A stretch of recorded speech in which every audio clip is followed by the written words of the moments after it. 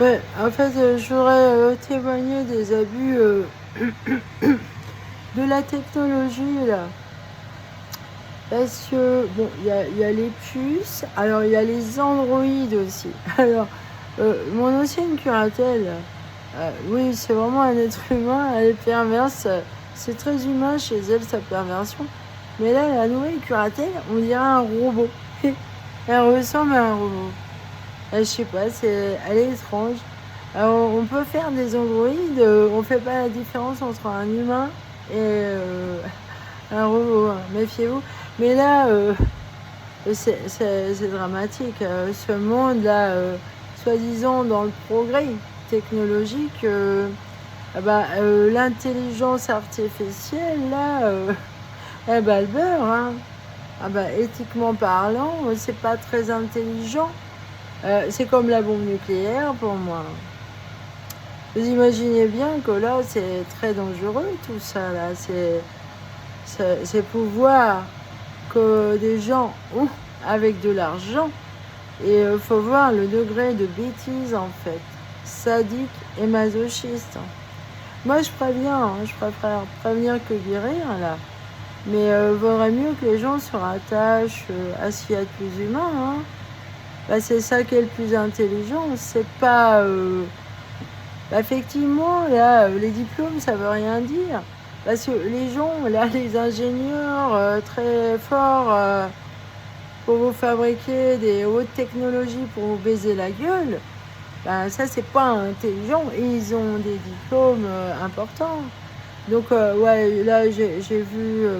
peut-être c'était pour me tester, mais non, les docteurs, pourquoi ils auraient plus le droit que d'autres gens très diplômés à faire la loi. Hein. Alors en plus, il y a aussi ce problème de clone. Hein. Et c'est sérieux, ça existe vraiment. Alors par contre, le point faible, c'est que les clones, ils sont très bêtes. Alors, au niveau intellectuel, ils ne peuvent pas être aussi intelligents. Si la personne qui est clone... moi, j'ai vu des photos et des trucs, des témoignages par rapport aux clones. Là. Ça se voit, ils sont très bêtes. Ils sont pervers, c'est des âmes de l'enfer pour moi. Et je trouve ça malsain de cloner. Les animaux, alors les humains c'est pire, c'est horrible. Ça c'est inhumain. Alors effectivement, ces gens-là qui font ça, ils sont très diplômés. Hein. Au niveau médical, scientifique. Et ils peuvent pas représenter la justice, là. Non. Parce que là, c'est éthiquement parlant, c'est abominable. Il n'y a rien d'humain à ça. Et moi, pour moi, la nature, c'est Dieu. Et c'est la vie. C'est l'amour. Et là, ces gens qui manipulent les choses comme ça, les manipulateurs, là, c'est diabolique. Hein. Ils veulent prendre la place de la volonté de la vie, quoi, pour chacun. Et ça, c'est... Moi, j'adore ma liberté et je la respecte pour les autres. Oui, la liberté commence là où commence celle des autres. Si vous respectez la liberté des autres, c'est que vous êtes vraiment... ça, c'est une grande humanité, là. Ça, c'est juste. Alors, éthiquement parlant, ça, c'est...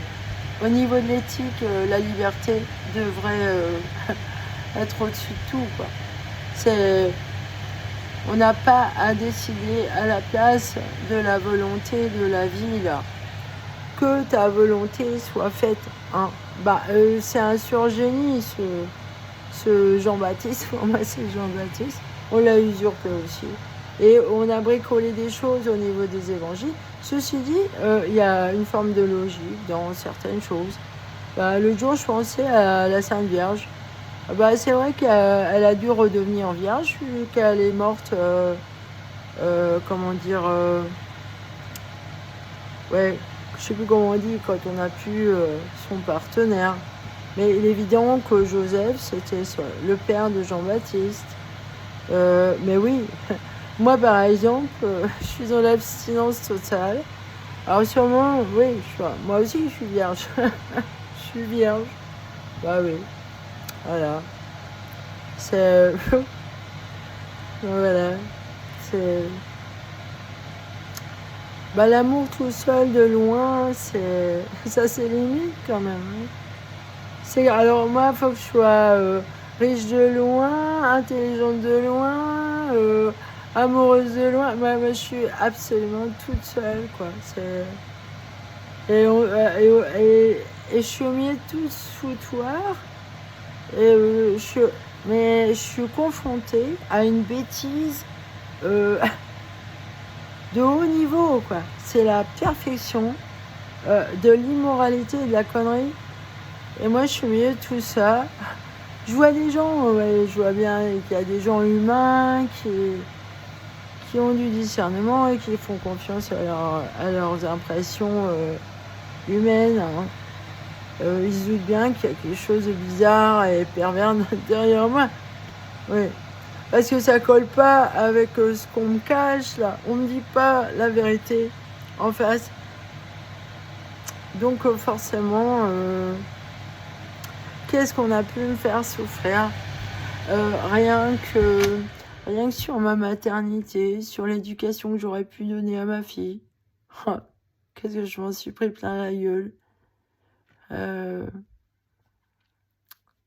Bah, j'espère avoir bientôt tes nouvelles. Parce que là-dessus, là, les gens, ils font les faux culs, ils me disent rien, mais je sens bien que c'est pas normal qu'elle me réponde plus à mes messages, vous voyez? Puis là, cette nuit: «Ah, votre message a bien été envoyé, à ma fille». Bah non, je lui ai pas envoyé de message. Alors vous imaginez l'horreur de ce qu'a pu vivre ma fille avec ce genre de harcèlement, persécution, hem, usurpation d'identité. On l'a gâchée, ma fille. Droguée, prostituée, en fait, hein. Harcelée, persécutée aussi. Et son père, il est immonde derrière. Il a rien fait, bah, il est malhonnête et déjà, il m'a dit plein de choses, suspectes, par exemple, la voisine là, moi j'ai rien contre elle, cette fille-là, je sais pas ce qu'il y a avec elle, mais lui, il m'a dit: «Tiens, je peux te renseigner sur elle, elle trafique». Putain, il aurait pas pu me le dire avant d'emménager là? Il me l'a dit après. S'il m'avait prévenu avant, moi j'aurais emménagé ailleurs.